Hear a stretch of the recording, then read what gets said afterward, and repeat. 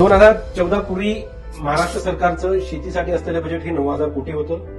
2014 नंतर महाराष्ट्राचं शेतीसाठी असणारं बजेट जो आघाडी सरकारच्या काँग्रेस सरकारच्या काळामध्ये जेवढं बजेट होतं त्याच्या जवळपास 3 पटीच्या आसपास जास्त बजेट देवेंद्रजी फडणवीस मुख्यमंत्री झाल्यानंतर शेतीसाठी ठेवण्यात आलं.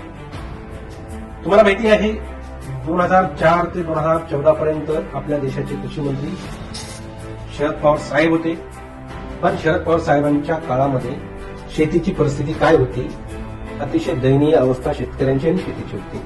थोडक्यात सांगायचं म्हटलं तर 2014 पूर्वी भूगर्भ जो सर्वेक्षण झाला त्याच्यामध्ये मराठवाडा हा वाळवंट होण्याच्या मार्गावरती होता आणि आज तो मराठवाड्यामध्ये भूगर्भ जलपातळी ही 2.5 ते 3 मीटरने वाढलेली आहे. सरासरी पातळी बोलतोय. सर्वाधिक पाणी पातळी ही जालना जिल्ह्यामध्ये वाढलेली आहे आणि जालना जिल्ह्यामध्ये सर्वाधिक जलयुक्त शिवार आहे. त्याचबरोबर मागेल त्याला शेततळं जवळपास आपण 2,30,000 शेतकऱ्यांना शेततळं आपण महाराष्ट्रामध्ये दिलेली आहेत. 1,63,000 शेतकऱ्यांना विहिरी मंजूर करण्यात आलेली आहेत.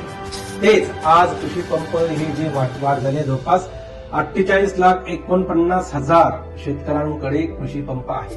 मागेल त्याला सौर पंप, मागेल त्याला शेततळ, मागेल त्याला विहीर अशा प्रकारच्या योजना ज्या आहेत मागच्या देवेंद्रजी मुख्यमंत्री असतानाच्या काळात राबवल्या गेल्यामुळे महाराष्ट्रातली बहुतांश शेती सिंचनाखाली आली आणि सिंचनाखाली आल्यामुळे बहुतांश शेतकरी हा दुहेरी पीक घेऊन आला. दुहेरी पीक घेतानाच आपल्या शेतीच्या उत्पन्नात एकूण उत्पादनामध्ये देखील वाढ झाली.